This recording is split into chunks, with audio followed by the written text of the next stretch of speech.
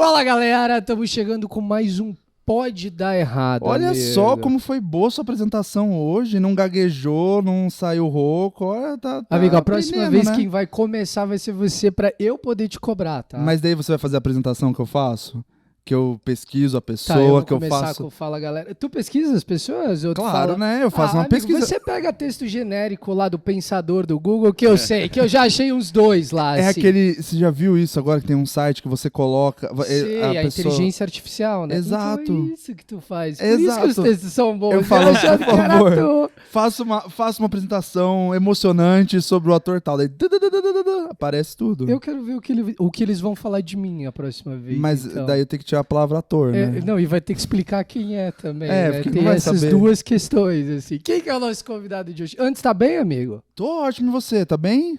Tô bem, parece suado, parece que viveu um caos antes de gravar.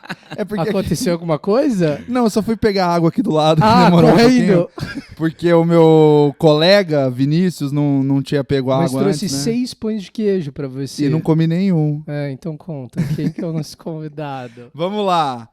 Uma vez me falaram que não se pode ser um bom ator se você não for uma boa pessoa. Eu poderia dizer que o seu talento vem daí, do seu coração, mas seria injusto com a sua garra e vontade, porque ele não deixa a peteca cair. Ele se produz, ele faz acontecer, e a sua excelência em tudo que faz está nessa sua proatividade, colocando amor em tudo que propõe a fazer. É tão lindo e genuíno ver a sua arte que não tem como ser indiferente a você. Ele é ator, autor, diretor e um dos artistas mais charmosos de São Paulo. Ele é Rafa Primor! Olha, gente, eu vou mandar gravar Gostou, isso aí amigo? pra ouvir de manhã, pra aumentar minha É. É só autoestima. entrar no site da inteligência artificial que ele faz na hora. assim, amigo, né? mas eu confesso que esse aí o Felipe deu uma reciclada, porque não é a primeira vez que ele fala disso aí, de ser boa pessoa, ser um bom ator. Mas é porque realmente eu acho que Tá, você... mas daí tu vai ficar falando disso em todo episódio? Ah, não pode é só pra agora. mim, não é exclusivo. É, não, já é a quarta é vez super que ele exclusivo. faz isso. Mentira, que mentiroso você. Então improvisa agora um texto pro Rafa. Vai estar fazendo peça com ele todo dia, você deve conhecer. Eu tô conhecendo bastante agora. ele. Tô conhecendo tanto que a gente tá fazendo a herança juntos, né? E, amigo, eu queria até começar perguntando pra você como é que foi assim a estreia? Deu tudo certo da peça? Você Deu, mandou- foi ótimo. Foi uma ótimo. estreia bem, Foi bem intensa. emocionante, Foi- digamos. É, Porque eu quebrei o pé, né, na véspera da estreia. A gente fez 2 apresentações antes da estreia oficial pra convidados e tal. E aí meu tênis enroscou no cenário, bem na cena que o André me empurrava. E aí nesse momento meu pé torceu e amigo, eu quebrei. você levou muito pro sentido literal o negócio de Não quebrar era o isso? pé, era só pra sorte. Quebra Não era pra perna. fazer isso, É, gente. não Não é bem era. assim que Pô, funciona. podia ter me mandado merda, né? É. Que seria mais tranquilo ou tomar não, uma né? cagada Porque de pombo. o que queria acontecer se te desejasse merda pro Rafa, né? Fico curioso. Mas queria deixar aqui, pô, falar o quanto você tá sendo incrível, amigo, porque mesmo, né, com a perna quebrada, usando muleta, ele tá arrasando na peça e vale a pena ver o trabalho dele, assim, que é Tá, muito mas foda. amigo, conta como que você quebrou o pé na peça. Então foi isso, foi nessa cena que o ator ele me empurrava e aí por acaso meu tênis enroscou no cenário e a gente, apesar de ter ensaiado muitas vezes, não tinha ensaiado naquele cenário, sei lá o que aconteceu. Na verdade eu acho que foi macumba, mas mas eu É, de digo alguns que foi atores um acidente. que queriam fazer a peça, né, que tem Não, você inveja. sabe que lá Não no era esse teatro, personagem que eu ia a fazer. temporada anterior era o seu, cuidado. Ai, meu Deus. Tá meio ligado. Na temporada anterior foi a Suzana Vieira que ficou em cartaz lá e ela quebrou a perna no dia da estreia também lá no mesmo teatro. Então eu acho que vale a pena jogar um sal grosso. Aí eu levei um sal grossinho e dei uma defumada naquele teatro. Então Agora você- já tá Daí tudo bem. escorregou no sal grosso e quebrou o pé. Então você é a nossa Suzana Vieira do É. elenco, é isso? Eu sou bem perto disso. A personalidade É, lembra um pouquinho? Lembra amigo? muito, lembra Tem muito. 6 cachorros que te amam, é isso? Seis cachorros que Eu te não amam. consegui falar. Tu nunca viu esse vídeo? Não, eu já vi, Maravilhoso. mas ela fala isso. Fala. Ela fala, eu tenho 6 cachorros que me amam.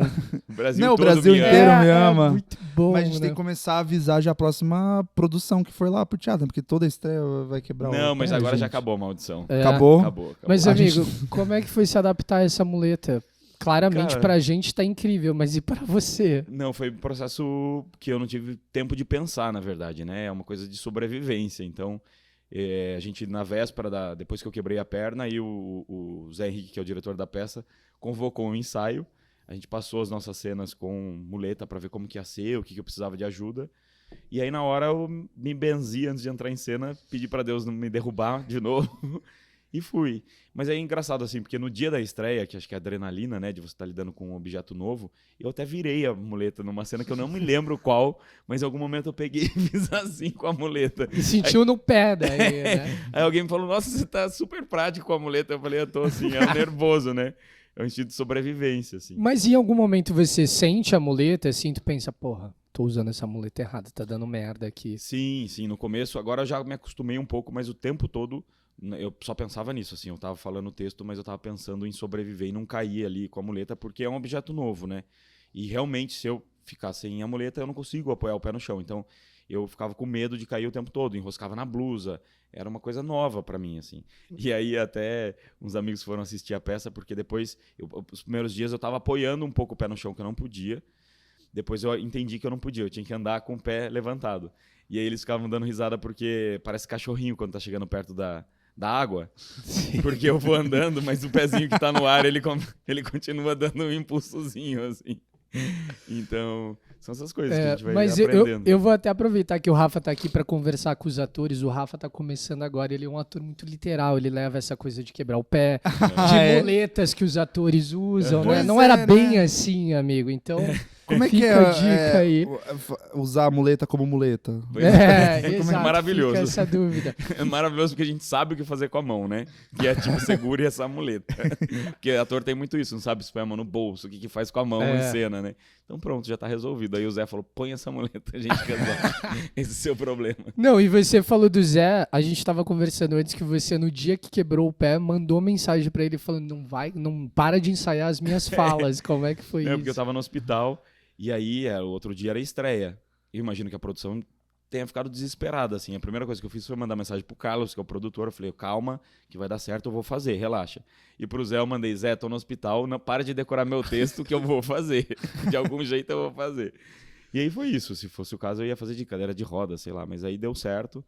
O Felipe me acompanhou no hospital. Fomos lá. E deu, estamos levando, assim. Aí chegou uma altura que ele falou, encara como se fosse do personagem, vai nessa e vambora. Aí eu faço a peça, apesar da peça passa sei lá quantos anos durante a peça, e ele continua com o pé quebrado. Mas é muito bom, porque o Bruno também é produtor da peça, né? E daí no dia... Tava também nervoso, né? A gente vai fazer a peça, não sei, mas daí eu não sabia se eu socorria o Rafa, que tava com o pé quebrado, ou o Bruno, que tava desesperado. É uma peça muito grande, com muita gente, com estreia divulgada em todos Amigo, os lugares. eu vivia 6 horas, eu sei o quanto ela é longa. Não, e aí, além disso, tipo, as pessoas, né, que estão envolvidas com o projeto, tinham uma responsabilidade de tentar fazer do jeito que desse, assim, porque falei, como que vai cancelar a estreia? Com todo mundo convidado, imagina o gasto, né, da produção e tudo mais. Eu também produzo, então eu sei como é que é. Então eu falei, de algum jeito eu vou fazer, nem que eu tome remédio pra dor, faça meio grog, sei lá, mas no fim deu certo. Uhum. Mas, amigo, eu assisti a peça, inclusive a gente nem falou que peça é, né, amigo? Fala qual peça é e convida a galera. Com A Herança. São 2 peças, na verdade, parte 1 e parte 2. A gente tá em cartaz no Teatro Vivo, mas já temos uma temporada nova no Teatro Raul Cortez, que os ingressos já estão à venda, então... Porque a temporada do Vivo, não sei se você soube, mas ela esgotou. Eu sei porque tu fala em todo o programa, né? Impossível esquecer disso. Então, se você quiser assistir aí, já pode entrar aí no Simpla e garantir o seu ingresso. E, amigo, a gente já falou bastante sobre a peça, mas queria saber de você. Como é que foi pra você essa experiência de fazer 2 peças em uma, num tempo de uma? Foi uma experiência muito louca, assim, porque eu fui o último ator, praticamente. Acho que o último a ser... convidado para entrar na peça. Claro, investigaram muitos famosos antes de mim, não conseguiram. Vamos ligar pro Rafael. Cauã tava ocupado. A gente tava muito perto de Seu Leone, eu soube disso. Exatamente. E aí, na véspera da primeira leitura, o Zé me ligou, que eu já tinha trabalhado com ele há 10 anos atrás. Falou, tem uma peça e tal... E eu falei pra ele, nem vou ler, e já aceitei, porque eu tenho uma dívida de gratidão com o Zé, porque a gente já fez uma peça juntos que foi super legal e tal. Mal sabia ele que a peça tinha 400 páginas. Eu não fazia ideia. Ele falou, então leia e me fale. Eu falei, tá bom, eu leio agora. Ele falou, não, é que tem um detalhe, a peça, ela é meio comprida. Pode ler amanhã se quiser e me falar. E aí eu falei, tá bom. Mas eu falei, de todo jeito, pode contar comigo que eu faço. Isso foi na sexta-feira, a gente ensaiava na segunda, né? Aí foi a sexta-feira à noitão, assim, tipo 11h30, meia-noite. Aí eu li no outro dia, comecei a ler a peça, falei, nossa, é compridinha, né? Aí fui lendo assim, mas eu achei o personagem ótimo, a peça ótima também, falava de um tema incrível. Aí eu liguei pra ele e falei, tô lá na segunda-feira. Aí eu entrei entrei assim, mas eles já tinham feito algumas leituras, estavam testando pessoas. A gente fez umas 2 leituras no final do ano passado, e daí a gente começou a ensaiar, acho que 9 de janeiro, assim. Então a gente tinha a primeira semana de janeiro pra fechar o elenco todo. E daí o Rafa foi tipo, é o Rafa, vamos ver se ele aceita, não sei do que. Não, foi muito legal. Eu tava fazendo uma peça no Rio que chama Baby, Você Precisa Saber de Mim, que é um monólogo, que eu resolvi fazer durante a pandemia, depois entrou em cartaz. E aí eu tinha um patrocínio para fazer janeiro, fevereiro e março em São Paulo, mas o patrocinador voltou atrás no final do ano. Estamos sem verba, não sei o que, blá, blá, blá. E eu fiquei sem haver navios, assim. E aí, 2 dias depois, o Zé me liga. Caramba. Mas é muito foda, assim, porque, enfim, já tinha uma galera que já tava no processo há um tempo, e ele chegou, ele pegou o texto pela primeira vez na sexta-feira, ele chegou na segunda-feira, amigo, o texto dele todo já, estudado, com as marcações de cena, todo nerdzinho, isso chama assim. ator, né? Se você não faz isso, começa a se organizar. Verdade, eu tô errado. Né? Acho que precisa fazer. Do ensaio, não, mas tô falando do tempo, porque foi muito pouco tempo. Sim. E pelo tamanho da peça, eu lembro que a primeira vez que eu li a peça, eu li, daí eu digeri, daí eu li de novo pra entender, como é que vai ser, como... Porque não é uma peça comum, assim, é uma peça incomum mesmo. São 2 horas, são 2 partes, são 2 peças em uma. Mas você sabia que iam ser 2 partes, não? Não, depois que eu fiz essa leitura, que a produção entrou em contato, que falou, vai ser assim, a gente vai apresentar de tal jeito, tal dia. Eu não fazia muita ideia de como era o processo. Eu realmente fiquei surpreso com o tamanho da peça, com a extensão dela, né? Se arrependeu? Me arrependi, já tinha aceito, não tinha mais jeito. E aí eu não sabia que a gente ia ter muito pouco tempo de ensaio para isso, porque essa peça precisaria de um tempo de 2 peças, né? Sim. Seria o ideal uns 4 meses e a gente teve que ensaiar em 2. Então foi um processo bem puxado para todo mundo, que a gente ensaiava umas 12 horas por dia. Mas foi incrível, assim. Eu acho que tem uma coisa, quando eu leio algumas peças, assim como eu li o Love, Love, Love a primeira vez, às vezes você entende um pouco o personagem, sabe? Assim, sem julgar e sem, enfim, concordar necessariamente com ele, você entende um pouco o caminho ali. E quando eu li o Toby, eu entendi mais ou menos o que era, assim, sabe? Qual era a alma daquela figura, assim. E o texto, ele é muito bom, né? Ele vai te dando as informações, assim. Essa era uma pergunta que eu ia te fazer, porque você falou que já entendeu o Toby, assim, porque é um personagem muito intenso, né? Talvez o mais intenso e que ajuda muito a conduzir a peça, assim. Sim. Ele e o Eric ali, sem dar spoiler, vai assistir. Como é que foi? Você propôs isso pro Zé ou foi o Zé que chegou pra você com a ideia do personagem? Como é que foi essa construção, assim, do Toby? O Zé, ele deixa o ator muito livre durante todo o processo, assim. Ele dá pequenos toques e ajustes quando vai vendo que você está meio que desviando de onde ele quer que você chegue. A minha principal preocupação é porque o texto dele era muito duro sempre, do Toby. É um cara muito, assim, ele é incendiário, né, eu falo. A principal característica que eu usei ali, que tem no texto, é que ele é incendiário. Então eu fui um pouco para essa linha. Daí eu entendi que ele era um cara super agitado, um cara enérgico e tal. E falei, vou testar esse lugar. E a minha principal preocupação é ele não ser um cara mala. Porque é um cara chato, ele é um vilão, como se fosse um vilão, né? Um antagonista da história. Então, eu queria tentar fazer ele o mais simpático e legal possível para ele falar as maiores atrocidades da maneira mais, sabe, que passar, que as pessoas achassem legal. Queria aquilo. Trazer um carisma para ele. Porque né? para as pessoas se afeiçoarem, para entenderem um pouco a jornada do personagem. Então, minha principal preocupação era isso, de como eu fazer as cenas que eram mais escrotas, vamos dizer assim, dele, de uma maneira que fosse mais legal possível, sabe? Porque o cara que fala que é preconceituoso ou que fala as maiores atrocidades, ele não acha que ele não sabe que ele acha que ele é legal, que ele é engraçado, que ele é divertido. Então fui indo um pouco pra esse caminho, assim, sabe? E você usou muito humor também pra isso, né? Muito Porque humor. o personagem ele não é engraçado, mas ele é bem humorado, né? Você conseguiu extrair bastante... Eu fiquei tentando extrair dos momentos que eram tensos, os momentos em que dava pra eu ser divertido ou puxar um pouco de humor, até pra gente imprimir essa característica desse personagem, assim, né? O que eu senti muito, assim, que me chamou muita atenção foi a impulsividade dele, assim. Me gerou a identificação em alguns momentos, assim. A gente tava até... Agora dando spoiler, foda-se. Falando da cena do casamento ali, que ele chega desesperado. Cara, foi naquele momento ali que eu vi ele desesperado com o Eric que eu pensei, tá aí, eu tenho que casar. Eu quero casar, porque eu não quero viver isso aí na minha vida. Eu fiquei desesperado com você, assim, Sim. porque eu também sou impossível. Eu pensei, caralho, eu acho que eu faria a mesma coisa, assim. Amigo, você faria a mesma coisa. Eu faria, não com muleta. Acho que eu não seria tão maluco Nunca daquela fale que- forma. Não, É. você nunca sabe. Cuidado. Você também achou que não faria com muleta. Mas aí eu acho que tem uma coisa do caráter dele, que é ele faz escolhas erradas durante, como todo mundo. Então eu acho isso muito humano. Nas primeiras leituras, as pessoas ficavam com muita raiva do Tobey, né? Aí as pessoas terminavam, gente, mas não sei o que e tal. Eu falava, calma, eu acho que não é isso, ele não é só odiável. Porque a gente faz escolhas erradas na nossa vida, né? É claro que ele tem uma coisa meio alpinista, que ele quer subir na vida a qualquer custo, e aí ele vai fazendo escolhas a partir disso, assim. Mas as escolhas erradas a gente faz o tempo todo. Quantas vezes a gente acha que tá num relacionamento que não tá bom, depois termina, daí você fala, "Ui, será que eu fiz a escolha certa?" Ou não, entende? Então, ou você termina um relacionamento porque você tá de cabeça quente. Então ele faz isso durante o processo, e eu acho que isso gera um pouco de identificação, Sim. né? Então ele vai fazendo escolhas erradas, e quando ele vê, todo mundo em volta dele tá super bem e ele não. Porque ele fez as escolhas erradas. Então ele tenta consertar da maneira que ele acha que consegue consertar, né? Sim. Então, eu acho isso muito humano, né? Muito bonito, assim. Porque é um personagem todo errado e que é quem não erra, né? Quem não faz escolhas erradas. Sim. E não... Gera muita identificação. Acho que esse é o mais legal desse texto, assim, que as pessoas se sentem muito identificadas e representadas ali nas situações. E eu acho que a gente até fura essa bolha, assim, sabe? Muita gente que não é da comunidade LGBT, QIAP+, fala, gente, eu me vejo nesse personagem, eu me vejo nessa situação. Então eu acho que a gente tá cumprindo aí, né, o papel social da nossa profissão. Eu acho que a identificação a gente vê que ela é gerada, assim, a partir do momento que o seu personagem volta na parte 2, assim, porque a maioria das pessoas que vão assistir a parte 2, fora aquelas senhorinhas que não sabem o que tá comprando, Que está indo ver o Giannichini. Exato. Cadê o Giannichini? Que não apareceu ainda. Por que ele tá demorando? Mas a maioria das pessoas que vão assistir a parte 2 é porque assistiram a parte 1 já.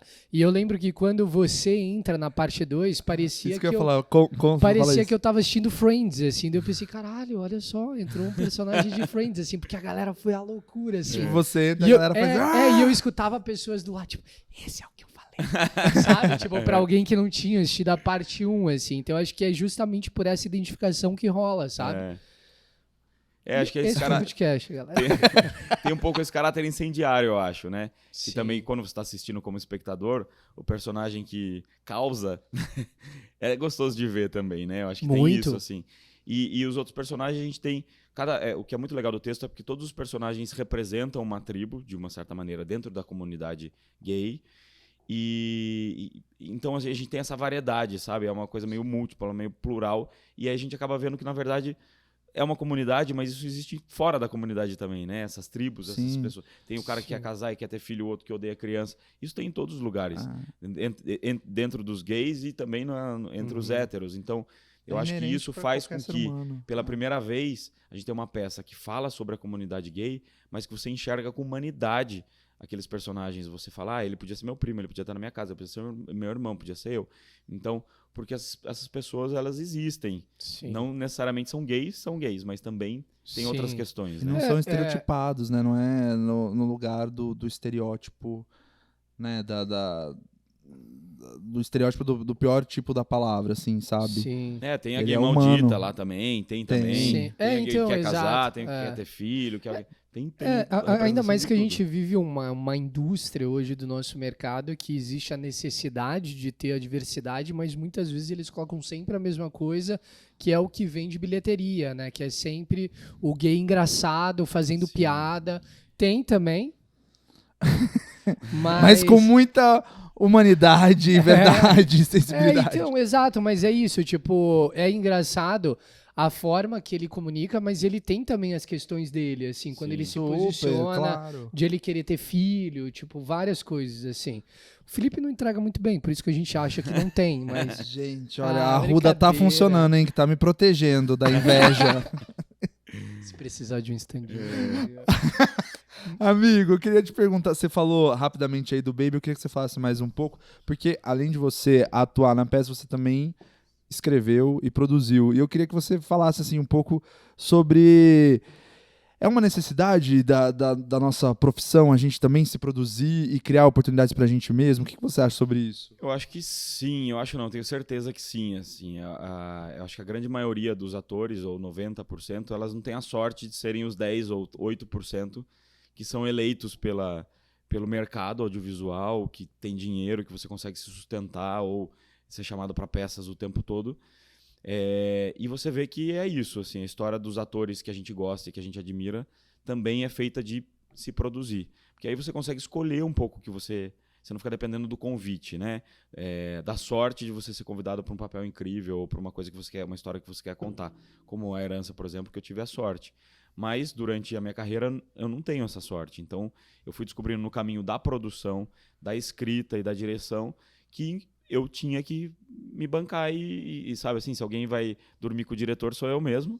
E aí, já que eu durmo com o diretor todo dia, ele vai me escalar, né? Então eu posso dar um protagonista pra ele. Sim. E com a maior cara de pau eu faço isso, assim. No começo eu sofria, porque eu ficava um pouco com vergonha de me autoescalar nas minhas produções. Depois eu entendi que não, que tá tudo bem. Eu fiz na época da faculdade, eu fiz até uma monografia, assim, sobre diretores que são atores e que se produzem, para tentar tirar um pouco esse peso que eu tinha, que eu carregava, e entendi que é isso. E eu acho que as gerações mais novas, elas já fazem isso naturalmente, porque elas, né, são youtubers e fazem não sei o que, elas dirigem, mas a nossa geração tinha um pouco esse preconceito, porque assim, uma pergunta que eu a vida inteira respondi é: o que você gosta mais de fazer? Como se eu tivesse que escolher, né? O que você mais gosta? Você gosta mais de atuar, mas diria... Eu sempre falei, eu comecei como ator e as outras coisas eu fui descobrindo a minha vocação dentro daquilo a partir do momento que eu não tinha oportunidades como ator. Eu fui gerando essas oportunidades e fui entrando no mercado. Então eu era escalado muito para fazer... Comecei fazendo publicidade, então eu era sempre o mocinho, o bonzinho, o vizinho que gostava da gostosa. Tinha sempre o universitário, que não sei o quê, o nerd. Os clichês. Tinha os clichês. E aí eu comecei a fazer curtas-metragens na faculdade para quebrar os clichês. Então eu fiz um cara que era um assassino de velhinhas. Enfim, eu fui dando as minhas oportunidades para eu também poder me experimentar nesses lugares e mostrar para o mercado que era possível quebrar esses estereótipos. E que, graças a Deus, hoje em dia, o mercado ele já obriga praticamente o produtor a escalar, né? Pessoas que não são, enfim... Padrão, né? Padrão, o óbvio, então. Então é meio... Bem na minha vez. Bem na sua vez, que é loiro de olho Que claro. você é Porra, louco. podia ter trocado, eu nasci antes do Não, Fábio mas Assunção, alguma coisa assim. Pois é, aconteceu, eu sinto muito. Não, mas eu acho que demorou, né, para acontecer também, de certa forma. E eu queria te perguntar, então você começou a fazer isso e você sentia esse medo de se colocar como protagonista muito em função dessa pressão do mercado só? Sim, Ou tinha de essa coisa, você e também mesmo? tinha uma coisa de autoconhecimento, né? De eu não saber se eu servia para aquilo e tá, sabe assim, quando você vê uma peça sei lá, parente de alguém que você fala, aquela lá foi a que deu dinheiro, né? Porque a pessoa é pior do elenco, foda-se, tudo bem. Sabe, eu abri o meu Sim. caminho e fui entendendo e fui exercitando, fui melhorando ou piorando, mas fui fazendo da maneira que deu para fazer. E aí, com a maior cara de pau do mundo. Então eu consegui pular essa etapa e descobrir que realmente é esse o caminho, né? Que é o exercício, porque eu sei que o cara que tá lá, que é lindo e que é modelo e que foi fazer novela e que faz novela há 10 anos, eu nunca fiz uma novela e vou fazer depois de 10 anos uma novela com ele vai fazer melhor do que eu, porque ele tá exercitando há 10 anos e eu não. Então ele olha, ele fala, essa cena tá melhor, aquela, mas ele continua ruim, mas continua dando trabalho para ele continua exercitando. Eu não, eu preciso entrar, fazer a primeira novela e preciso acertar, porque eu não vou ter a segunda novela, eu não vou ter Sim. talvez essa segunda E oportunidade. o psicológico também, né? Dessa questão de precisar acertar. Às vezes a gente Exatamente. chega muito ansioso para gravar num set, alguma coisa assim. Exatamente. Então acho que tem um pouco isso, assim, eu fui criando as minhas próprias oportunidades porque eu gosto muito do que eu faço. Então o tempo também me ajuda a provar de que eu sirvo para isso. Se eu tenho talento, eu não sei até hoje, mas eu tenho vocação. Eu sei que eu sou vocacionado a fazer isso. E eu não vivo se eu não fizer isso. Então vamos fazer do jeito que dá, às vezes mais, às vezes menos, e é isso. Tem muito talento. Esse menino tem muito talento. Não, mas inclusive uma coisa que eu vou aproveitar que você tá aqui, eu só vou te falar também porque tá gravando, que eu falei pro Felipe que você tá incrível na peça, assim, eu acho que a construção de personagem, quando começou a peça, eu falei a mesma coisa pro Felipe, assim, eu pensei, o que o Rafa tá fazendo, assim, tipo, daí quando você manteve o personagem, a peça toda, eu pensei, caralho, genial, assim, tá ligado? Porque realmente foi uma construção, assim. As primeiras cenas, elas geram um estranhamento, até porque tem uma coisa que tá no texto, que é, ele vai ficando bêbado. Só que não tem uma passagem de tempo clara. Sim. É cada telefonema. Então eu falei, meu Deus, tô numa cilada, né? Os primeiros dias de ensaio eu ficava com vergonha de fazer, sabe assim, tipo, vou fazer, mas com vergonha dos colegas do que eu tava propondo, Sim, porque sim. é isso, né? Você começa e vai amadurecendo um pouco aquele personagem, ou aquela ideia que você tem a princípio, que pode funcionar ou pode não funcionar. Aí você tem que confiar no diretor para ele falar, Rafael, não é nada disso, vai para casa e começa de novo, sabe? Ou não, se ele tá quieto, Sim. e o Zé Henrique é do tipo que fica quieto, que dá vontade de matar. Porque ele não fala, é isso aí, por aí, não. Ele é silencioso. Ele aí, vai deixando você aí você faz assim, experimentar. dá aquela assim. olhadinha assim. Aham. Se ele não parou, você segue, né? Não, eu acho assim, essa primeira cena tem uma dificuldade dessa que você falou, e também tem uma dificuldade do público, porque eu sinto que o público chega e fala, vou assistir uma peça de 3 horas. Então a pessoa já começa com um pouquinho de preconceito, assim, sabe? Já fala, não sei se eu vou gostar. E daí você já tem que quebrar esse preconceito da pessoa, mas no final da cena a pessoa já tá assim, ó. Já tá tipo. Tá justificando o começo da peça, é isso? Tá falando, persista. Não, mas são só 2 minutos, né, essa Não, primeira mas cena. é que a peça inicia, tipo, vou contar uma história. Daí começa a contar essa história, daí quando o seu personagem vai ali pra frente do PC, o que eu falei, o que o Rafa tá fazendo? Assim, daí acabou a primeira parte do PC. Foda. Daí quando começou a segunda parte, eu fiquei pensando, cadê o Toby? Cadê o Toby? Daí quando você entra, eu acho que é por isso que rolou aquele frisson, assim, tipo, da galera, agora sim, ele voltou, saca? Tem uma coisa bem exaustiva dessa peça pra mim, porque quando eu fazia sem muletas, ela já era fisicamente exaustiva, assim, que as cenas são. Sim. Então, assim, tem uma cena de sexo, por exemplo, que o Zé dirigiu pra gente não fazer a cena de sexo literal ou gráfica, como ele fala. A gente fez como se fosse uma cena numa academia. Então, cada personagem está fazendo um exercício físico. Então, a gente já tinha proposto coisas físicas que eram exaustivas. E uma das características do meu personagem é ser extremamente agitado e falar rápido. Eu tentei fazer uma construção, por exemplo, do texto em que eu não obedeço às pontuações, então eu quase não respiro, assim. Eu vou atropelando um pouco as minhas próprias falas. Foi isso que me chamou a atenção. E eu pensei, cara, ele tá falando de um jeito que tá meio confuso, assim, pra mim. Daí, quando você manteve tudo, eu pensei, ele construiu isso, sabe? Porque essa coisa meio caótica, né? Sim. Desse cara que, enfim, se atropela, é ansioso e tal. Então, e aí quando entrou a muleta, eu falei, meu Deus, eu não vou conseguir fazer Mais isso. uma coisa? Mais uma coisa, Deus. Aí é isso, eu saio exausto, eu acordo com a mão travada, assim. Uhum. Mas daí você vai chegar lá no teatro, no começo eu chego no teatro e falo assim, eu não sei se eu vou conseguir hoje. Mas daí chega, tem aquela coisa, né, dos amigos, da energia do teatro, faz um aquecimento e daí quando começa, vai, né? Mas, amigo, a gente estava falando ali antes também de se produzir, de escrever, são coisas... Se produzir, por exemplo, é uma coisa completamente diferente de estar em cena, né? Uhum. É uma coisa que te agrada ou você faz em função do que a profissão te propôs, assim, escrever e produzir? Eu faço porque eu preciso fazer. Se eu tiver um dia num lugar em que todo mundo me chame para as coisas mais incríveis do mundo que eu não preciso vou mais escrever produzir, porra nenhuma. eu vou ficar em casa coçando o saco esperando para ser chamado. Mas por enquanto eu tenho que produzir. A produção, assim como ser ator também, é 90% de muito trabalho e 10% de prazer. A gente ensaia muito, a gente não tem feriado, não tem fim de semana, não tem aniversário de não sei o quê, para você viver 10% do que você vive como ator, aquela sensação de prazer ali, né? De você estar no palco, de você contar aquela história. Porque para mim, mais do que estar no palco, é contar a história, assim, você ir conduzindo, né, o sentimento da pessoa que está assistindo. E quando a gente tem uma plateia que vai reagindo, como nessa peça, é muito legal. Porque você vai entendendo onde você está acertando, onde você está errando, como que eu conduzo aqui, como eu faço chorar aqui, como eu faço dar risada aqui. Mas acho que a dúvida do Vinícius é... Acho que ele quis dizer assim, você produziria se você... Tá dizendo que eu não entendi a pergunta. Não, exato. Mas é isso que ele tá fazendo. E ele tá falando que ele eu não falou soube uma coisa que eu não expressar também. entendi. Você não soube se Ué, expressa.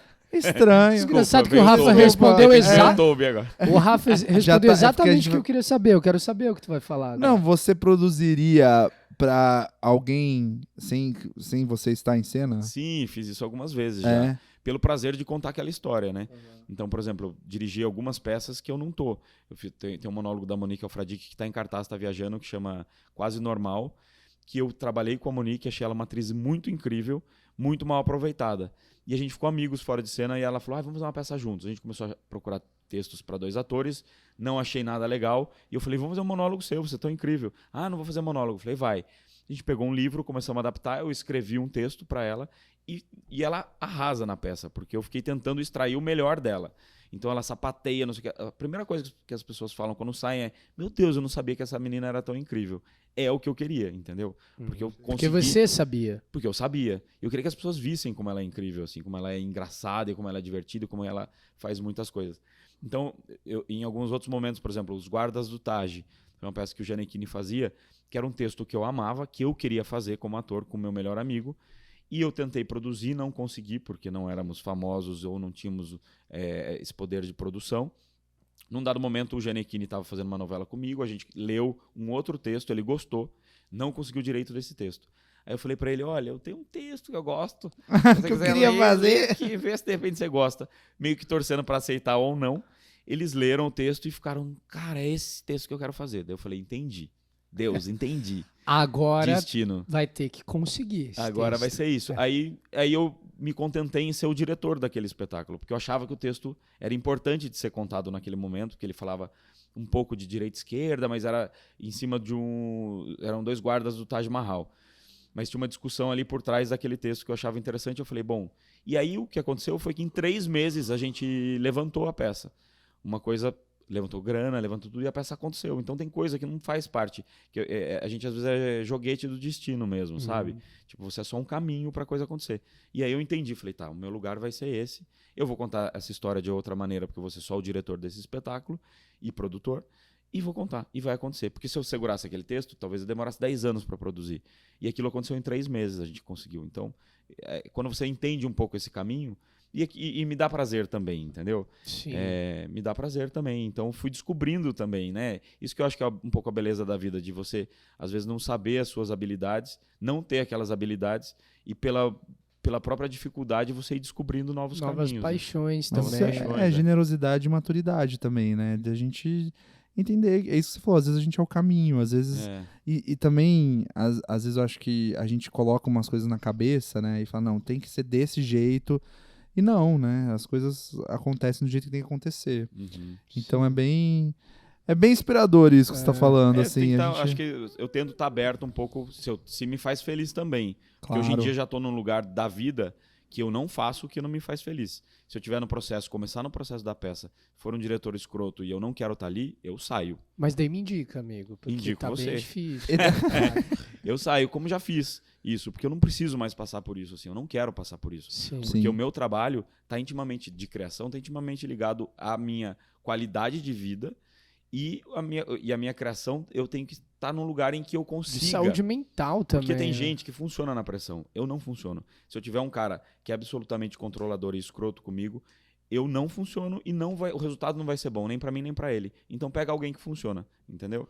Então eu já tive em processos em que isso aconteceu e que eu falei: olha, esse personagem não é pra mim, tô saindo, chama alguém que te satisfaça, né? Porque isso também é um aprendizado, eu não quero sofrer. Eu já sofro fazendo, eu já sofro, sabe, tendo que criar. Com o mercado, né? A gente já sofre. Então, eu acho que, assim, graças a Deus, a gente vê até na televisão que esses diretores mais antigos que tinham esse tipo de comportamento, que não era horizontal, eles estão sendo expulsos, expelidos do mercado. Mas eles estão sendo expelidos do mercado, porque assim, Sim. eu acho que não tem mais espaço para isso, não tem mais espaço para assédio, não tem mais espaço para gente que não faz de uma maneira horizontal. E a gente funciona, se você tá trabalhando com artistas, né? Você funciona muito mais do jeito, sabe? Pô, pensei de usar essa xícara. Ai, será? Vermelha? Você gosta mesmo? Vamos tentar. Funciona muito mais quando tem uma troca, né? E claro que a palavra final acaba sendo do diretor e você tem que confiar no olhar dele. Mas eu acho que a gente não precisa passar por isso. E se a gente se recusar a passar por isso, isso não acontece mais. Sim. É uma postura que os atores não têm e que a gente precisa ter. Porque como a gente não tem trabalho sempre, é sempre uma mendicância. Tipo, olha, obrigado por me dar porcentagem. Não, isso é uma obrigação sua. Essa peça só acontece porque eu tô lá no palco. Eu quero ter porcentagem, eu vou ter porcentagem. Entendeu? Se a gente não se posiciona, e como ator e como artistas, a gente nunca vai profissionalizar. É o tempo todo gente saindo do Big Brother e ocupando os nossos lugares. Eu fiz uma série agora que chama Chuva Negra, que daqui a pouco a gente vai falar sobre ela. A gente vai falar agora. Mas que eu tenho um ator com síndrome de Down em que eu não peguei um garoto com síndrome de Down. Eu fui atrás de um ator com síndrome de Down. E não me venha querer colocar alguém que não seja ator dentro das minhas produções, porque eu não vou deixar. Porque o dentista, eu sei arrancar dente, mas eu não arranco, porque é o trabalho dele. Então não me venha querer colocar o cara porque ele se encaixa perfeitamente no perfil do personagem, mesmo que ele seja excelente, porque eu tenho que ir atrás de um ator. Ele sabe o ofício dele, ele sabe que ele tem que chegar, ele está empenhado na carreira dele, ele sabe que ele não pode chegar atrasado, que se ele faltar no meu set, ele vai foder minha vida. O cara que não tem compromisso com isso, o que acontece?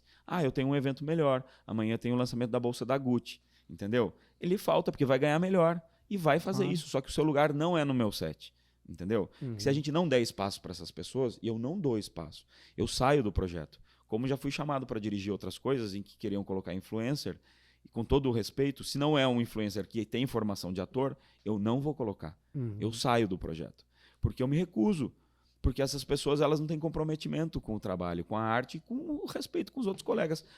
Nem por maldade, porque elas não sabem como funciona o mercado. E essas pessoas não se sustentam, assim, elas podem fazer bem um papel, né, rolar uma vez, mas depois na profissão, as pessoas não vão ficar. Então é realmente assim... E as que realmente querem, elas se profissionalizam e elas entram no mercado, elas vão estudar e elas às vezes viram um estouro e são maravilhosas. E são super bem-vindas, né? Porque eu acho que essa nossa profissão tem essa coisa generosa que o teatro tem, que ela aceita todo mundo. Todo mundo. Democrático. Se você é um tablado ali e você quiser contar a história e subir e contar, você é um ator. Você está me entretendo, você está contando essa história. Agora, mas se você quiser subir, fazer stories e vender essa... mas é isso, agora você subir toda noite durante 10 anos naquele tablado e contar uma história, é para quem quer muito, né? Mas eu acho que é um pouco disso que você falou. Pode existir o influencer que vai chegar a fazer isso e se apaixonar, descobrir uma paixão e começar a se dedicar a isso. Como você descobriu a escrita, a produção, Exatamente. né? Tipo, de você saber se colocar em outro lugar também. Mas é que não é o caso da grande maioria, né? Que a gente pode citar a... Não, bom, você, amigo, você tá fazendo o caminho inverso, né? Que você é ator. E eu tô indo pro universo dessa agora vou ser influencer, né? Porque daí vão me dar oportunidades. Não, eu só não vou pras danças, porque daí já não é o que eu já não. E eu acho maravilhoso essa nova onda dos influencers, assim, de verdade. Eu acho muito legal, sabe por quê? Porque a gente tá dando um espaço para pessoas que querem falar coisas, para pessoas que querem ser famosas, para pessoas que querem exibir o próprio corpo, sem ser usando a nossa profissão, que era o único caminho dessas pessoas. Então, a gente está tirando essas pessoas e deixando o espaço para quem quer contar uma história, quem quer fazer arte, quem quer ser ator, quem quer brincar de ser outro personagem, para quem gosta disso. A gente não está tirando a oportunidade de uma pessoa que talvez não tenha tantos seguidores como a outra, que gosta daquilo para fazer, entendeu? Então, às vezes, você tira a oportunidade de alguém que é vocacionado para aquilo por um instante. Então, eu acho que esse mercado de Instagram é maravilhoso, porque a pessoa ela fala, não, eu não vou lá ganhar 5 mil reais para ser ator, sendo que eu vou ganhar 50 mil para vender essa bolsa aqui. E eu quero ganhar dinheiro. Então, ótimo, você descobriu o seu lugar, entendeu? Então, a gente está tirando um pouco os desavisados que querem só ser famosos de uma carreira. E também existem os influencers que, claro, não é no sentido literal da palavra que todos são iguais, né? Existem aqueles que colocam coisas importantes a serem ditas também. E a gente está dando a voz para isso, né? Exatamente. Tem muita coisa muito interessante. Cara, vários por exemplo, influencers que falam coisas muito pertinentes e que ali é o lugar deles. Eles têm um lugar de fala, eles têm um lugar... E tem espaço hoje em dia, pra né? Isso, né? E tipo, cara, se a gente for entrar no TikTok, esses dias teve um festival do TikTok em parceria com o Cannes. Eu fiz um filme pra... Que você fazia um curta pro TikTok e o vencedor iria pra Cannes, assim, legal. sabe? Umas produções muito fodas, assim. Então, eu fiz um curta eu desse. acho que, às vezes, também essas redes e essas coisas de influencers acabam abrindo espaço pra muita gente que tem essa coisa de se produzir, mas não conseguiu nem se colocar 1% no mercado, sabe? Porque, querendo ou não, eu acho que a gente já conseguiu fazer trabalhos que colocaram a gente no mercado ou abriu alguma porta, assim, mas tem gente que não conseguiu fazer nada ainda e está há anos tentando, porque é um mercado que está muito saturado também. né? Uma coisa, se você olhar os grandes atores, tudo evolui, né? Assim, inclusive o estilo de interpretação. Então, se você olhar a Fernanda Montenegro lá atrás e o que ela faz hoje em dia, ela vai se atualizando, tipo, a maneira dela interpretar. e alguns atores mais antigos que não conseguem trabalho, e às vezes eles não conseguiram acompanhar o estilo de interpretação. E isso vale para a gente. A nossa geração é uma geração que tem que estar aberta para o novo. Então, se você está no Instagram, você fazer... A gente tem que saber como é que funciona. Você pode não saber usar muito bem a ferramenta, mas você tem que saber que existe ela. Sim. Porque a gente faz parte da contemporaneidade. O que a gente faz? A gente conta histórias sobre o mundo real, o que acontece hoje. Então, se eu não sei o que é o TikTok, se eu não sei usar, eu vou sendo expelido. Então, você o tempo todo tem que estar acompanhando o que está acontecendo e, às vezes, usando essa ferramenta a seu favor. Então, vou contar uma história no Instagram, o outro escreve um conto, o outro faz não sei o quê. Por que não, né? Eu acho que é mais uma ferramenta só pra gente. Não, é importante falar, você falou desses atores, né? Os melhores atores do país, né? A Fernanda Montenegro, até o pai do Bruno, eles estão se produzindo. Então, por que eu, que, tipo, tô começando agora, não vou fazer isso, entendeu? Se eles que já têm carreira, já têm oportunidade, já têm um monte de coisa, eles estão ali produzindo os textos que eles querem fazer, né? Colocando ali no teatro o que eles querem fazer, por que a gente não vai fazer, entendeu? Então é... Mas, amigo, você falou que de Chuva Negra. Então a Sim. gente quer saber, chegou no Globoplay agora, como é que foi todo o processo? então, o Chuva Negra acabou de estrear no Canal Brasil, né? Tá passando no Canal Brasil, mas já tem todos os episódios no Globoplay. Isso. Eu fiz uma parceria com o Canal Brasil há muitos anos. Eu fiz um programa de curtas lá com o Canal Brasil. E aí depois eles me chamaram para fazer projetos. Me falaram, se tiver alguma coisa, traz pra gente avaliar. E eles tinham muito pouca grana. Eu produzi 2 longas com eles, com essa grana que era uma grana de programa que eles tinham, que é uma verba que eles tinham para fazer um programa. Eu falei, olha, me dá esse dinheiro que eu te entrego um longa. Eu fiz 2 longas assim com eles. Quando eu fui pro terceiro longa, eu não tinha mais, era muito pouca grana, não dava para produzir muita coisa. Eu falei para eles, olha, não dá. E aí eles falaram, inscreve uma série no fundo setorial que a gente consegue tentar conseguir uma verba maior e aí vocês conseguem produzir. E foi assim, eu não tinha... Era um curta-metragem, um Chuva Negra, chamava Família ao Sol. Era um curta que estava engavetado e eles falaram, você tem alguma coisa pronta? Eu falei, tenho, não tinha. E no fim de semana peguei e escrevi e mandei na segunda-feira pro André Sadi, que era o presidente do Canal Brasil, e o Paulo Mendonça. Falei, olha, eu tenho essa série. Tá bom, gostamos, vamos aprovar e vamos correr atrás disso. A gente entrou com um processo de pedido de grana, que não é um dinheiro que vem do Canal Brasil, vem do fundo setorial, que não é um dinheiro público, é um dinheiro que vem do próprio mercado audiovisual. Sim. E a gente, depois de 5 anos, a gente conseguiu filmar. 5 anos. A gente teve uma pandemia no meio, Sim. e aí tem todo o processo também de aprovação e tal, então demora muito. Depois de 5 anos, a gente fez a série Chuva Negra, que é uma série que tem que o foco principal, quando eu escrevi, era a história de uma família e que os pais morrem e os irmãos têm que se juntar para criar um filho com síndrome, um irmão deles com síndrome de Down, que até então era invisível na vida deles.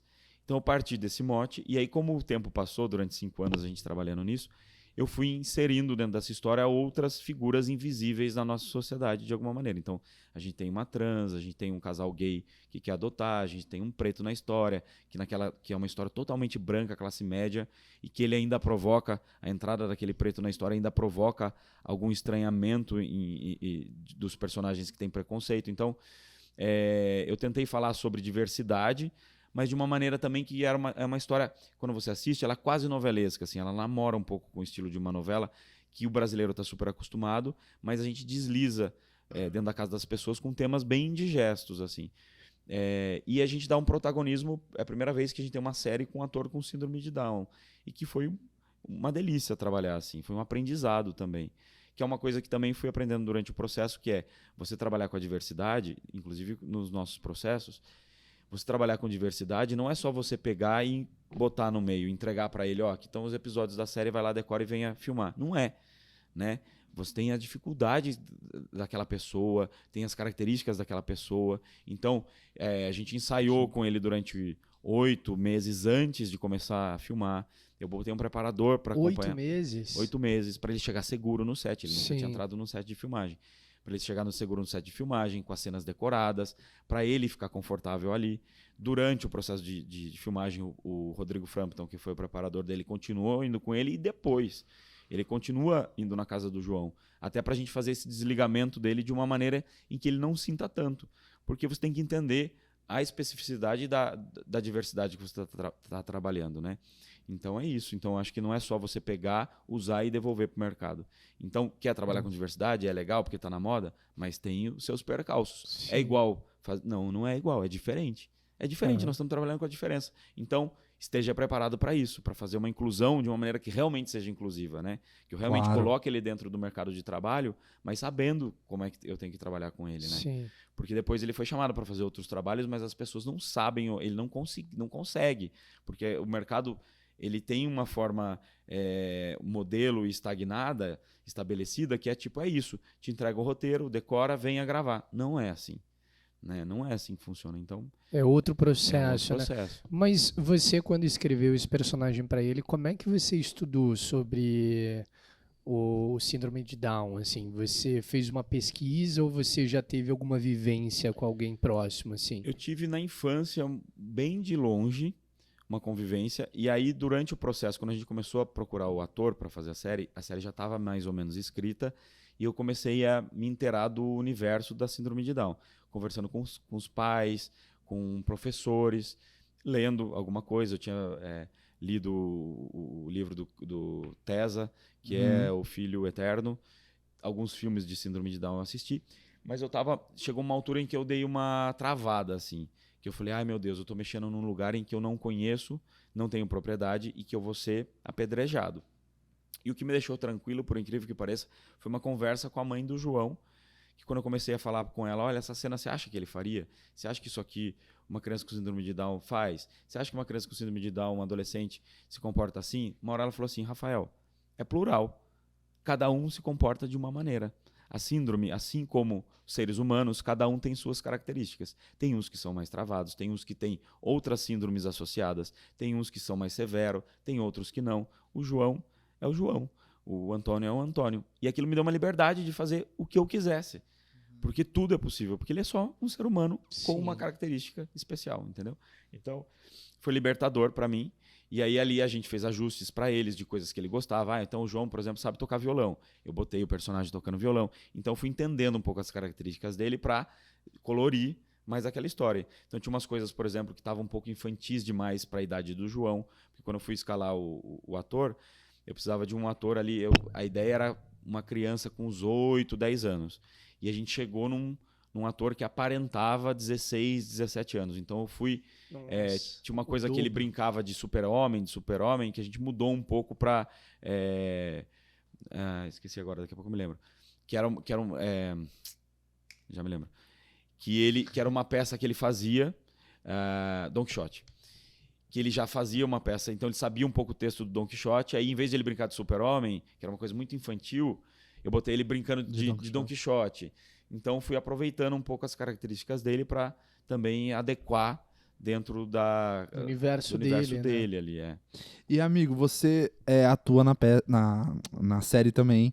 E como é que é o processo assim? Você dirige e faz a cena ao mesmo tempo? Você fazia a cena, depois você ia no vídeo assiste? Como é que era isso? Eu tinha feito isso em alguns curtas antes, e em um filme também, em um longa. Geralmente eu escalo os meus companheiros de cena, pessoas que eu gosto e que eu sei que elas já me conhecem e que muitas vezes eu não sou um bom colega nessa hora, porque enquanto eles estão batendo cena, eu estou afinando luz, então eu não consigo às vezes ensaiar o que eu precisaria com eles, e também quero que eles fiquem confortáveis comigo, de quando a gente está fazendo cena, de ser um colega e não o diretor da cena. Então, em geral, eu escalo pessoas e já aviso um pouco o problema que ela vai ter comigo, né? Mas eu sempre brinco um pouco que quando você está fazendo a cena, o diretor está assistindo. Então, na hora do ação, o diretor só está lá vendo pelo vídeo assiste. É a hora que eu entro para brincar. Quando corta, eu volto e assisto. Como o diretor revisa mesmo, geralmente, as cenas, eu reviso e ajusto coisas, né? Acaba que eu acabo sendo mais prejudicado sempre do processo, porque... Você se julga também, né? Tem a coisa de você não ter o olhar... Muitas vezes eu tenho, como eu tive o Otávio Pacheco, que co-dirigiu comigo, então algumas das minhas cenas ele dirigia, mas eu sempre peço ajuda também, tipo, tem um preparador, vamos olhar comigo essa cena, porque às vezes você não consegue se julgar exatamente. Mas, por exemplo, quando eu preciso cortar coisas no set, não vai dar tempo de fazer o close de todo mundo. Adivinha de quem não faz? É o meu. Porque de alguém tem que cortar, vou cortar da Vanessa Giacomo? Não. Da Vanessa Giacomo a gente faz todos os planos. Claro. O meu bota no geral e vamos embora. E é isso. Então, acaba, de uma certa maneira, eu me prejudicando, mas tudo bem, porque faz parte do processo e eu também estou num processo de aprendizado, né? Mas eu prometi para mim que eu não faço mais séries dessa maneira com pouco orçamento, porque quando você vê séries como, sei lá, Handmaid's Tales ou Fleabag, que ela atua, dirige e escreve, existe todo uma milhõezinhos ali uns por milhões trás, atrás né? daquilo, em que você filma com mais tranquilidade Sim. e com toda uma assessoria daquilo, né? Como a gente faz nas nossas produções brasileiras, é sempre um pouco apressado, então eu acabo sofrendo alguns problemas, assim. Eu vejo a série, eu adoro a série, eu acho que a série é muito bonita, ela é bem emocionante, tem um toque de suspense, mas eu sei que tem problemas, eu vejo como problemas na série, entendeu? E é isso, e é a dificuldade muitas vezes financeira de orçamento, que você tem que fazer 12, 14, 15 cenas num dia, e que se você tivesse numa produção do jeito que teria que ser, eu faria metade, 5 cenas né? por dia, entendeu?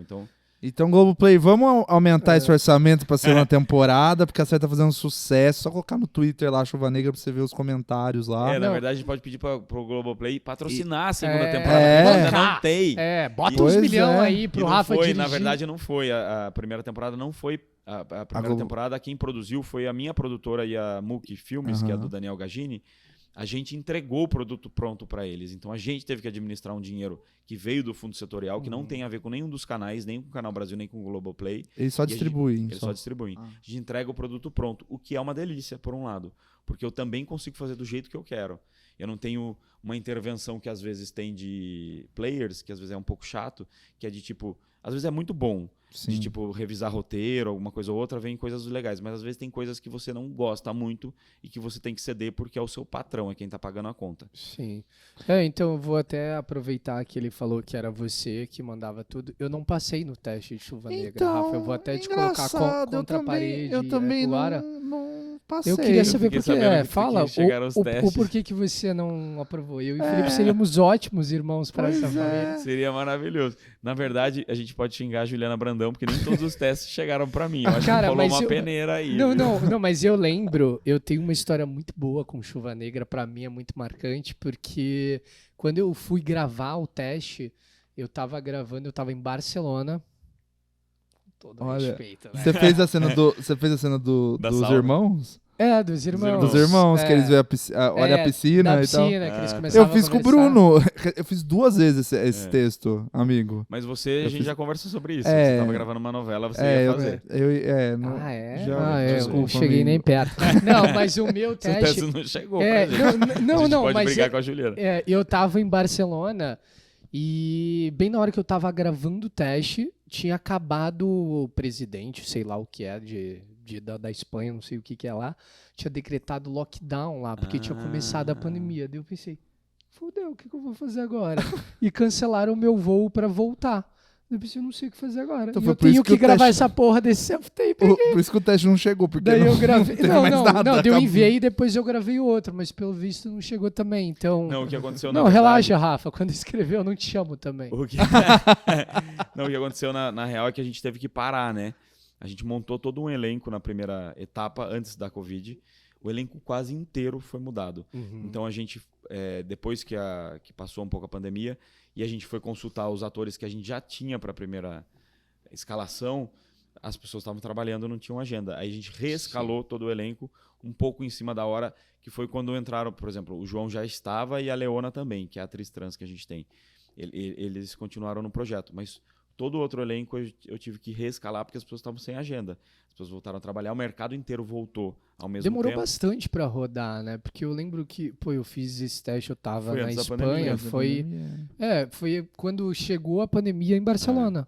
Porque isso foi 2020, isso início de 2020, foi caótico né? até para o nosso orçamento, porque a gente voltou, a gente não contava que 20% do nosso orçamento ia ter que ser usado para teste Pra de Covid. Nossa, Pra, verdade. entendeu?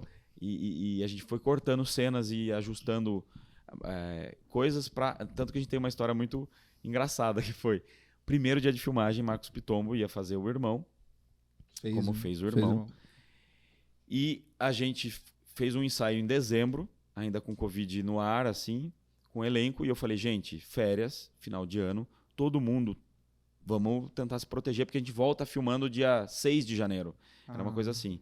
E a primeira cena era uma cena na represa, Vanessa Giacomo, Pitombo, os amigos, na represa. Tá bom. Dia 3 de janeiro, a gente vai filmar dia 6, sei lá. Dia 3 de janeiro ele liga pra mim e fala, olha, todo mundo na casa que eu tô de férias. E eu olhando lá o Instagram dele, ele viajando com a turma e tal, e eu fechado em casa, falando, tá bom, tô vendo, tá, tô vendo. Dia 3 de janeiro ele manda, amigo, tô com Covid. Minha casa inteira tá com Covid, provavelmente eu também tô. Cabeça do Rafa, Nora, eu devia ter chamado o Vini. Pois é. Aí, você não sabe, eu falei, não sei o que fazer. Aí liguei pro produtor no dia seguinte, na mesma hora, né, ele me mandou mensagem de madrugada, no dia seguinte eu liguei e falei, Dani, não sei o que fazer. Ele falou, vamos trocar. A gente precisa trocar o ator porque a gente não tem como esperar ele. Começou um corre atrás de ator. Tipo, vamos pegar as fitas de quem fez teste, vamos atrás quem tava todo mundo viajando no começo de ano. A gente desesperado, a Juliana, que era a produtora de elenco, falou, olha, eu tinha me escalado para começar a filmar uma semana depois, para eu ter uma primeira semana de filmagem só como diretor, para depois eu entrar como ator.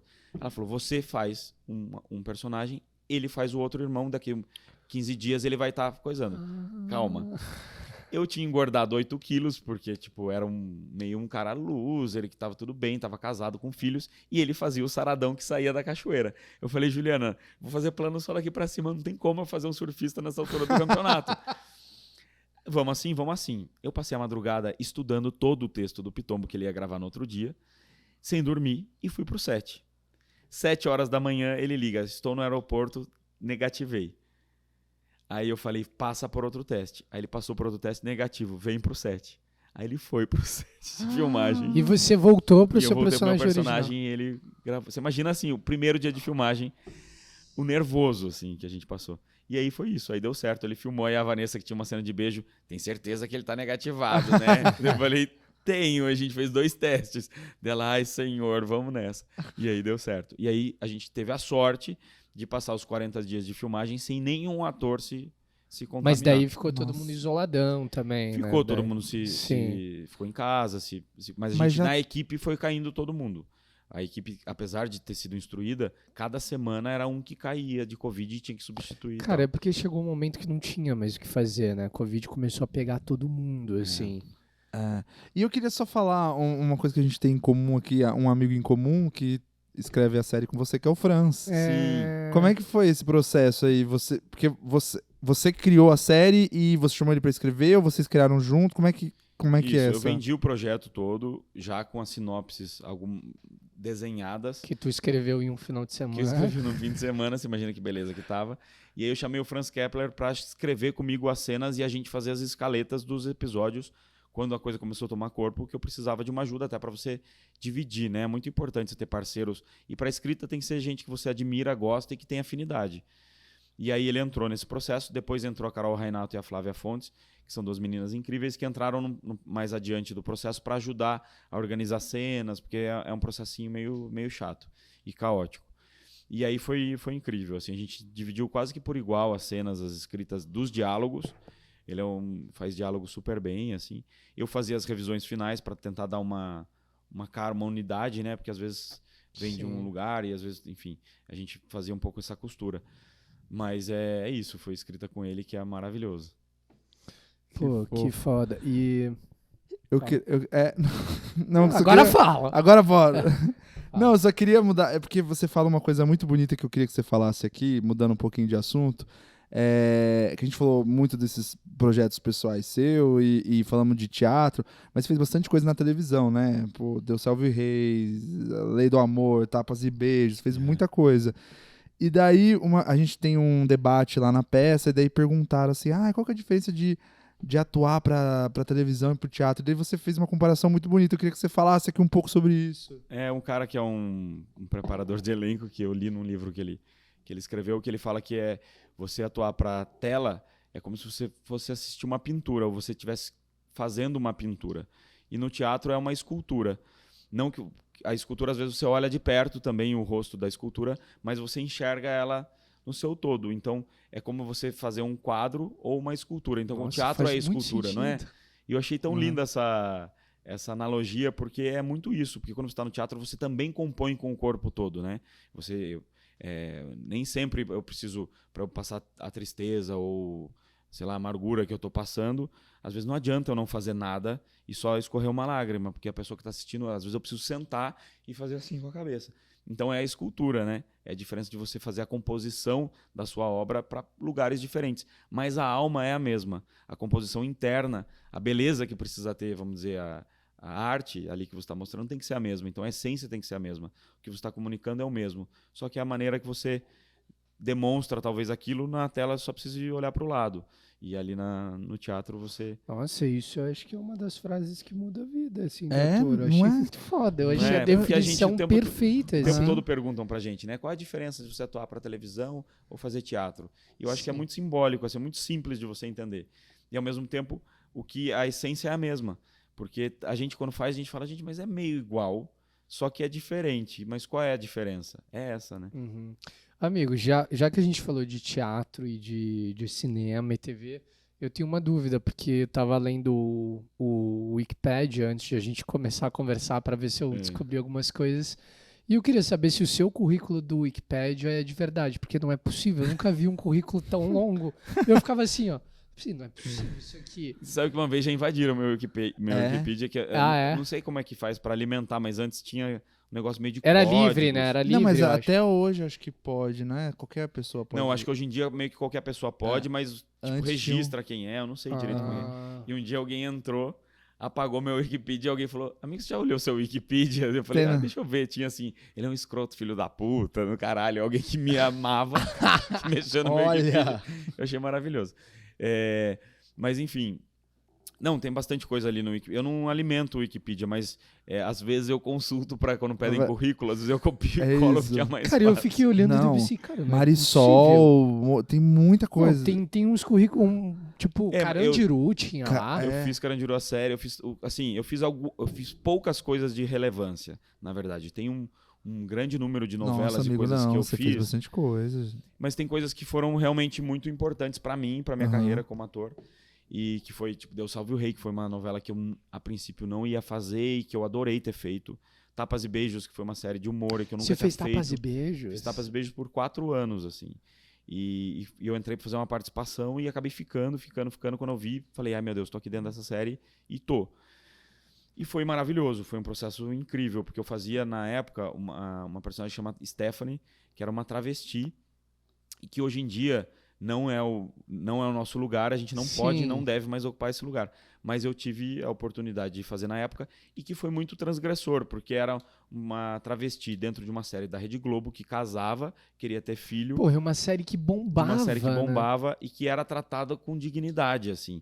Então o texto era muito bom, assim, porque apesar de ser de 10 anos atrás, que tinha muita desinformação, inclusive de me escalar na época para fazer esse personagem, mas era abordado de uma maneira muito linda, assim, muito legal. Eu quero assistir isso agora. E eu gostei muito de ter feito, bom. porque foi uma experiência incrível, foi muito difícil. E foi a primeira vez que eu tive um contato um pouco com o universo trans, que depois eu escrevi uma peça que chama Uma Vida Boa, que fala sobre isso, mas que eu tive o contato com o preconceito que existe, assim. Porque eu sentia isso no set de filmagem. Eu me vestia de mulher no set de filmagem 3 horas antes, mas do camarim até eu chegar, por exemplo, na cidade cenográfica, eu era debochado durante, tipo, 15 minutos até chegar na filmagem. Não pelos meus colegas, mas pelo entorno, sabe? Eu pegava aquele carrinho, ou às vezes eu ia filmar numa locação, era, ô gostosa, e esse bundão, dá a bunda ou não dá, e esse peitão, quanto é o programa? De uma maneira super invasiva. Eu saía exausto da gravação. Chegava no final Isso da equipe falando com você. Das pessoas no meio do caminho. Às vezes a equipe, às vezes você ia numa locação, tinham as pessoas que estavam lá, às vezes tinha público assistindo a filmagem. E eu fiquei imaginando que essas pessoas não passam o dia inteiro, né? O dia inteiro, entendeu? Assim, o dia inteiro eu ia do camarim até o set de gravação, tendo que ser divertido, porque eu era o palhaço da história, porque era um homem vestido de mulher. Entendeu? Então, assim, olha como que as trans ou as travestis são vistas. Pô, isso foi o quê? E é um horror. 2007, né? É um horror. 2009. 2010, não sei, por aí. Então, não é tanto tempo atrás. E você vê a dificuldade. Ali eu entendi a dor, sabe? De você ter que estar o tempo inteiro bem feliz. Eu tô dentro aqui, tô montada, tô linda, tô maravilhosa. Chegar no set, que você já foi assim, passei por um caminhão de atrocidades e de assédios, de palavras horrorosas, invasões, né? Porque eu sou um ator ali vestido de mulher e passando por uma situação que uma travesti provavelmente Sim. passa, né? De ser abordada, de ser achincalhada, de ser ouvir piadinha o tempo todo.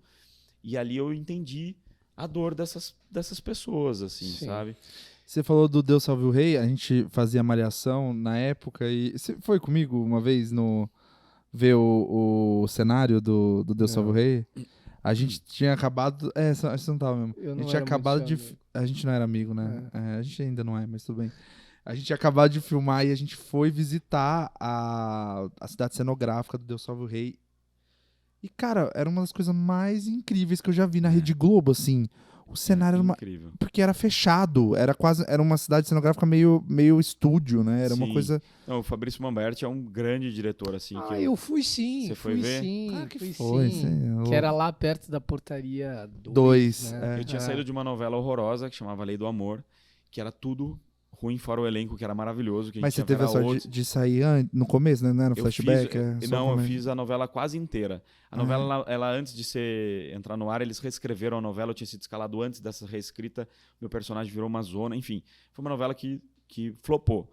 Apesar de ter um elenco incrível, assim. Eu lembro que uma das primeiras cenas eu grudava no braço do Tarcísio Meira e quase dava na cara dele. Eu falei, nossa, maravilhoso, tô amando estar aqui. Mas depois a novela não funcionou por N motivos. E depois dessa novela eu prometi que eu não ia fazer mais novela para fazer isso. Era um personagem que era ruim, eu ficava preso dentro de um flat esperando o motorista pegar, que podia ser o mundo dos sonhos de qualquer ator, mas eu estava aprisionado dentro de uma obra que o personagem era mal escrito e não era bom. E eu falei, não quero passar por isso de novo, não vou fazer mais. E depois disso falei, não vou mais fazer novela por um tempo, vou dar um tempo disso aqui. O tempo passou, eu até recebi uma coisa para fazer uma participação, falei, não quero fazer agora, estou fazendo teatro e tal. E aí me chamaram para fazer, por acaso eu estava fazendo uma peça com o Ari França, e o Ari... Já fez meu pai. O Ari falou assim, olha, estão produzindo uma novela medieval, meio no estilo Rei Sou Eu, que a princípio era assim que a novela, eles estavam encarando a novela. E eu pensei, falei, uma novela dessa eu gostaria de fazer. Foi no horário das 7, que não é comum, né? Não é comum. Por coincidências da vida, 15 dias depois, a produtora de elenco me liga falando, olha, Rafa, a gente queria te chamar para fazer um teste. Eu falei, do que é? Porque eu já tinha feito aquela novela que tinha me traumatizado um pouco. Ela falou, é uma novela de época medieval. Eu falei, eu quero fazer. Quando eu fiz o teste, é engraçado, né? Eu sabia que eu ia pegar. Eu fiz o teste, eu falei, cara, a vida tá me fazendo fazer esse trem aqui. E aí eu peguei o papel e foi uma experiência incrível que eu perdi um pouco esse irque que eu tava, sabe? Assim, do processo todo. E foi maravilhoso. Então foi incrível, assim. Eu trabalhei com... era uma novela que era meio Game of Thrones do Piniquim, né? Na novela das 7. Mas assim, a estrutura era maravilhosa. Então a gente, tinha castelo, tinha umas coisas muito... E brincou com o meu lado criança de novo, né? Pô, deve ser incrível. Foi uma delícia. Né? Aí eu fiz par com a Tata Werneck, com a Monique Alfradique, que eu conheci lá e que virou uma grande amiga. Então eu tive uma oportunidade de fazer... E o Fabrício é demais, ele né? é demais. Ele é demais. Ele é filho de um grande ator, né? Que é o Sérgio Mamberti. Então ele tem um trato com os atores e na qualidade do que ele faz, assim... Sim. Foi uma delícia. Inclusive, acho que ele vai fazer uma próxima novela, Fabrício, chama nós. mandar uma mensagem, próxima das 7, Ele vai fazer? Ele vai fazer. Fiquei sabendo essa fofoca, vou mandar um e-mail, porque também aprendi uma coisa que a gente tem que pedir. Sim. Que uma vez eu tava numa produção, não sei de quem que alguém falou assim, a Fernanda Montenegro mandou um e-mail pedindo pra fazer, não sei se é verdade, hein, Fernanda? Beijo, te amo. Pra fazer hoje é dia de Maria. E aí aquilo falou, pô, se o Fernanda pede, por que eu não vou pedir? Não é? Então tá liberado, gente. Manda e-mail pros produtores de elenco, que a função deles mandar e-mail, já vou aproveitar mas aqui, Fabrício. Vou deixar meu videobook pra você. A nossa diferença é que você recebeu um e-mail da Fernanda tem Montenegro. Daí, ela vai agora mandar Felipe Rins. Se você e-mail da Fernanda Montenegro nem tem personagem, você muda, né? Você vai fazer a menininha de 12 anos, é a Fernanda. Não, hoje é dia de Fernanda Montenegro, vai mudar a série. Ô, amigo, a gente tá chegando ao final. Só uma última dúvida que eu tenho do seu currículo. Sessão de terapia você fez? Eu fiz sessão de terapia, que também foi... Essa história também é um pouco engraçada, porque depois de sessão de terapia, eu comecei a fazer terapia. Por quê? Eu sempre quis fazer sessão de terapia. Era um programa que eu assistia e que para ator era maravilhoso, né? E eu tentava fazer teste e não conseguia. Nunca sabia quem estava produzindo, quando acontecia. Quando eu via, já estava o negócio pronto, com o Celton Mello. Eu falava, caralho, por que não me chamam para fazer um teste para essa porra? Não chamavam. Bom, eu tinha passado por alguns processos de substituir atores. Tipo, o ator não sei o que não deu certo, chama o Rafael. Tal pessoa aqui, chama o Rafael. Beleza. Tô em casa um dia, toca meu celular, era a Vivian da VGI, falando, Rafa, aconteceu um problema aqui na série que a gente tá fazendo, a gente teve que trocar um ator e a gente precisa de um ator para fazer 2 episódios aqui, o namorado do Guto, não sei o que, papá. Você precisa mandar agora um self-tape. Falei, tá bom. Peguei e mandei. Ela já me mandou, você foi aprovado, vem gravar amanhã. E me mandou aquelas caralhadas de texto de sessão de terapia. Não era muita coisa, mas era uma coisa importante. Eu já fiquei desesperado, comecei a decorar o texto e tal. No dia seguinte, peguei o carro, bati o carro no caminho. Cheguei assim, pra filmar. Oi, gente, tudo bem? Tá tudo bem? Fui gravar todo torto. Sentei, comecei a fazer a cena com... Foi assim, senta e faz. O Celton, oi, Rafael, tudo bem? Quer passar? Vamos passar. Foi, gravou, foi embora. Eu fui embora, achando que eu tinha feito uma grande merda. Falei, caralho, eu não sirvo mais pra isso. E entrei em parafuso. Liguei pra uma amiga minha, eu falei, não quero mais ser ator. Acabou minha carreira, eu não quero mais. Eu não aguento mais entrar na última hora. Eu entro na última hora, eles tinham ensaiado 2 meses a série. Eu entrei e gravei. Então entreguei um trabalho medíocre. Acabou pra mim. Ela falou, calma, vamos levar você na terapia, você vai num terapeuta que ele vai te atender de emergência. Eu acabei de sair de uma. Cheguei no terapeuta, quando eu fui conversando com o terapeuta, eu entendi o que tinha acontecido ali e que não tinha tanto a ver com a minha carreira. Eu entrei para fazer uma coisa que eu trabalhei, era o Rafa... Esqueci o sobrenome dele agora, que é maravilhoso, é um super ator. Quando eu fui contracenar com ele, ele era mais novo que eu, ótimo ator e estava fazendo o que eu queria fazer. Eu entrei numa de que, tipo, acabou pra mim. Eu tô velho, não cheguei no lugar que eu queria e não consigo fazer as coisas que me chamam pra fazer, ainda chego de última hora. E ele falou, não, o nome disso é inveja que você tá sentindo. Não é burnout, é inveja. E tudo bem, você sentiu inveja. Você queria estar no lugar daquele ator fazendo o que ele estava fazendo e você, 10 anos mais velho que ele, sei lá quantos anos mais velho que ele, não tá fazendo. E tudo bem. E aí eu entendi que tudo bem. Aí depois eu até contei pro Rafael essa história, porque mexeu muito comigo, a história toda do sessão de terapia, a situação em si também, das cenas também mexeu um pouco comigo, porque eu estava passando por uma situação que passava perto daquilo. E aí eu tive uma coisa que eu achei que fosse um burnout, eu ia realmente desistir da carreira, eu falei, bom, agora não dá mais tempo, o que eu vou fazer da minha vida? Preciso fazer uma outra faculdade. Eu não quero mais ser ator, eu vou fazer arquitetura. E aí ele falou, calma. E aí eu comecei a fazer terapia e fui entendendo que o processo era esse. E aceitou ser o substituto na herança. Aceitei ser substituto na herança, com dignidade. Não foi substituto. Sim, fui. Não, de última hora. Fui, mas é isso, entendeu? E entendi que também tá tudo bem você tá nesse lugar. Tá tudo bem. Faz parte da nossa carreira, né? E às vezes é assim que a gente encontra uma puta oportunidade. Também, e também aprendi a lidar com os meus demônios. Eu entendi que eu tenho inveja. Eu entendi que eu tenho raiva. Eu entendi. E tudo bem, todo mundo tem. Eu aprendi a lidar com isso. Hoje em dia eu administro isso. Sim. Né? O importante é o que você faz. É o que você faz com esses sentimentos. Com isso, exatamente. Sim. Exatamente. É como você lida com isso, né? Então, assim...